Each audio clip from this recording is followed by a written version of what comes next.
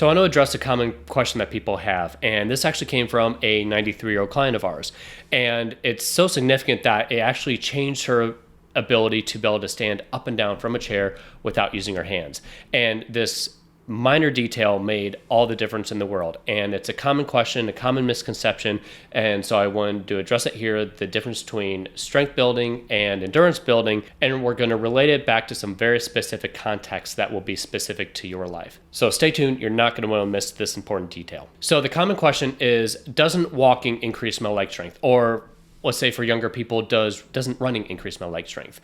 Doesn't the endurance work that I'm doing actually increase my leg strength? So if I'm not specifically doing strength training, doesn't the endurance strengthen me anyway? Oftentimes the answer is no. And this is not 100% of the time in all cases, but generally speaking, you want to think of strength training and endurance training as two completely separate things. If you're going out and going for long walks, let's say 30 minutes, or say for a 90-year-old, 10 or 15 minutes. You're achieving a lot of great things out of that. You're working on endurance, you're working on balance, you're working on all the endorphins and all the other benefits that come with strength training and just overall physical activity. Now, if the question comes, is that also going to help me stand up better out of a chair? Very likely, think of the answer as no. You want to focus on very specific strength training tasks that you can do to do things such as stand up out of a chair, climb stairs, or get up off the floor.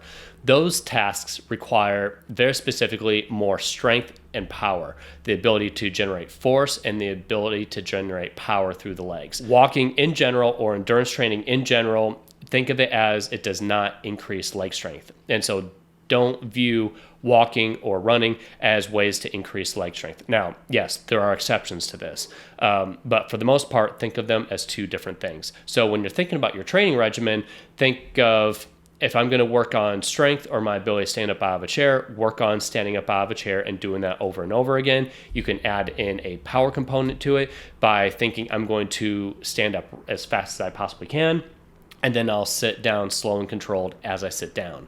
So that's very, very important, those little details to add. So standing up fast and then slow and controlled on the way back down. And that way we're not plopping as a lot of people tend to do. So we want to think of the two as separate, and don't think that going out and walking is going to increase leg strength. Think of them as separate if you're working on improving your daily life. As we're getting older, begin to think about how we're training. My parents even asked me, what's the best way to train when we're in our 70s? And my response was, focus on the strength training. Don't worry about being able to walk 2 hours instead of 1 continuously. That's very good, and I'm glad they're doing it. But more important, focus on the strength, the power. Now, I'd also add flexibility, but that's a whole other conversation. Focus on power, most important, and then strength, and then just understanding the difference between endurance training, walking, versus strength and power.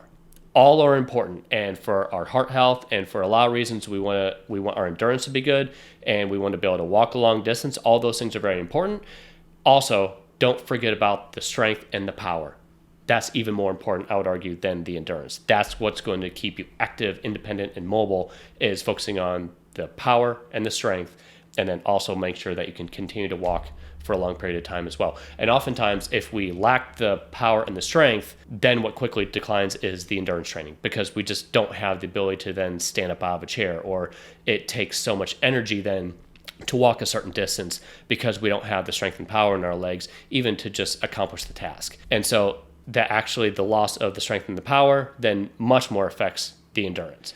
Now, as we're on that journey, everything can improve together and they all help each other out. But as we begin to optimize, we have to begin to start picking and choosing. Same thing with size and endurance. Similar concepts. Oftentimes we have to choose one versus the other when we're optimizing. So to put it simply, think about how you're training and what you're training for, why you want to do it, and power and strength are different from endurance. Very likely just walking, endurance training is not going to increase the strength in your legs like you think it will. You need to add in the component of power and strength as well in order to do the great things such as be able to stand up from a chair, to be able to move from the floor to standing up, to be able to climb stairs. You need the power and the strength, and just walking by itself may not be what gets you there. Now, another part to the standing up and down out of a chair is the lowering down part, or what commonly will be called the plopping down part. People will say, well, yeah, I just plop down all the time. Now, why do people just plop down all the time? And why is that so common? You'll just see that they'll just fall into the chair without any control. That requires a different type of contraction than the standing up. And so to make it simple, think of doing a bicep curl or lifting up a milk jug. You have the lifting up part, and then you also have the lowering down part. It's the lowering down part on a bicep curl or lowering down a milk jug. That's the same type of contraction as when we're controlling ourselves on the way down when we're going to sit down. It's a controlled type of contraction. It's called an eccentric contraction. And this is different than the type of contraction where we stand up. So we have to be able to train both. Basically, you want to work on training your ability to lower yourself into the chair nice and slowly, and also be able to stand up quickly and powerfully. And it's possible to train one, but then not the other. And so we want to make sure that we're training both. So we'll commonly recommend to stand up fast out of the chair on the way up, and then nice and slow and controlled on the way down. So that way we can strengthen when we're lowering ourselves down and have lots of control, as well as when we're standing up.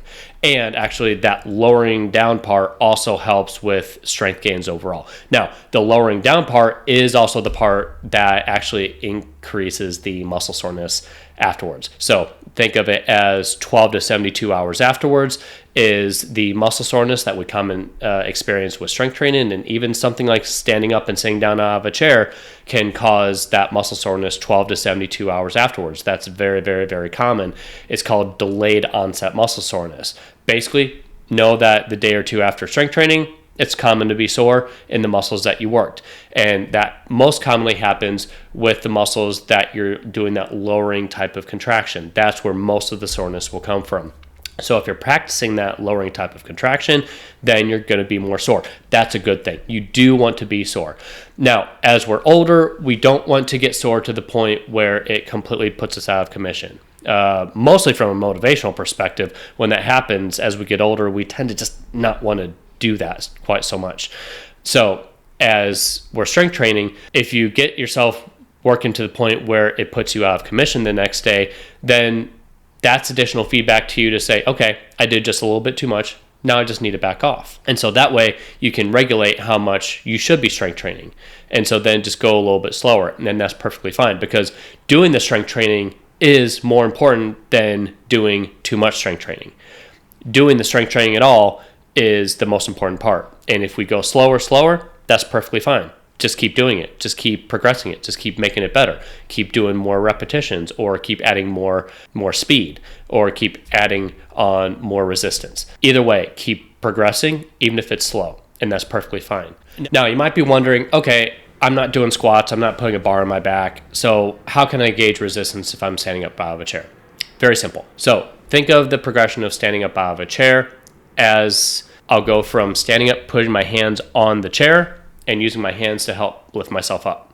That's with the least amount of weight. Now, the next amount of weight is pressing down on my legs as I stand up out of the chair. That's going to increase the resistance because I'm no longer pressing into the chair or pressing into the armrest of the chair. I'm pressing into my legs to help myself stand up. Not quite as much help, so more resistance, more load.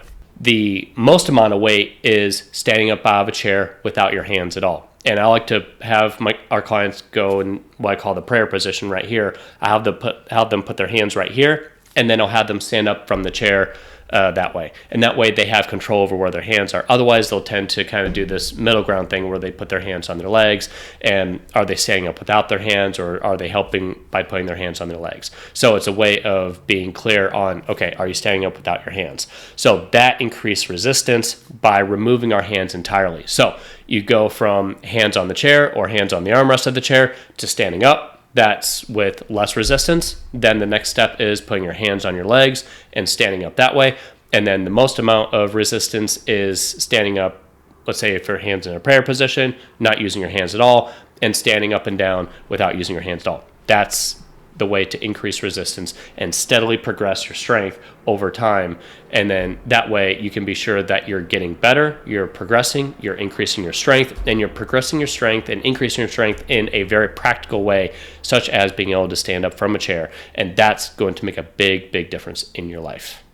The benefit is we can actually increase strength and power quite a bit, even past the age of 95, simply by training, because we're not doing it very likely much at all up to that point. So a 95-year-old can increase strength and power simply by training, and it can happen actually relatively quickly. And especially because a lot of the strength that comes at the beginning is mostly more coordination, more neurological. The things that happen, the connections in the body that allow one joint to work with another, or for all the muscles to work together simultaneously to achieve a task, that actually happens much more quickly than building up the muscle itself. Building up the muscle itself actually takes longer. It's the coordination, it's the body learning how to work together to be coordinated, that actually happens more quickly. And so we can see a lot of gains very, very quickly. Even in just one session, we can get someone to be able to stand up from a chair much more easily simply by changing their mechanics, the way they move, reducing fear and apprehension. We can make those changes very, very fast. Now, to actually get muscle size, what we call muscle hypertrophy, that tends to take longer. Still happens, even past 90, we can get muscle size and hypertrophy even into our 90s. That will take longer than the benefits of the coordination. Can it take longer for a 95-year-old to get strength gains compared to a young person? Not necessarily, because they might actually be coming from a lower level of strength and ability. So you might actually see gains in strength and power and all these wonderful physical abilities actually even sooner the older we are, because we might actually be weaker if we haven't trained before, or if we have not been working on these things. Then when we start working on them, we can actually see a lot of gains very, very quickly. So there's a lot of optimism there. Now, of course, there can be the additional challenges, the medical complexity, the arthritis, all the other challenges that can go with being over the age of 90, and that can hinder the progress. However, the other benefit is we can also see gains quite quickly over the age of 90. And so if we can do that over the age of 90, imagine what we can do over the age of just simply 75. I mean, 75 is young. You might be wondering for a younger person, is it the same? For the most part, and actually with athletes, the more that we're doing the endurance training, that can actually hinder our gains in strength and power that we're working on. So if you're a younger person, everything can only go up and up and up so much. So if you start training, let's say you start running and weightlifting and all that, right? So then all those things will improve together. The endurance, the strength, the power, the physical abilities are going to progress overall, and for quite a while. There will come a point though where you have to begin to think, okay, do I want to optimize for strength and power, or even the difference between power and strength, or do I want to optimize for endurance? And all those things cannot possibly physically go together. It is physically impossible to optimize for all of them. So elite athletes, they have to think throughout the year, what am I optimizing for? Am I optimizing for power, strength, or endurance? Put simply, we can't be good at everything all at the same time. We can't optimize everything all at the same time if we're at that elite level. And if we're working on a lot of endurance training, that can actually hinder our ability to be as powerful as we want to be or as strong as we want to be. Now, as we're on that journey, everything can improve together and they all help each other out. But as we begin to optimize, we have to begin to start picking and choosing. Same thing with size and endurance. Similar concepts. Oftentimes we have to choose one versus the other when we're optimizing. To put it simply, think about how you're training and what you're training for, why you want to do it, and power and strength are different from endurance. Very likely, just walking, endurance training is not going to increase the strength in your legs like you think it will. You need to add in the component of power and strength as well in order to do the great things such as be able to stand up from a chair, to be able to move from the floor to standing up, to be able to climb stairs. You need the power and the strength, and just walking by itself may not be what gets you there.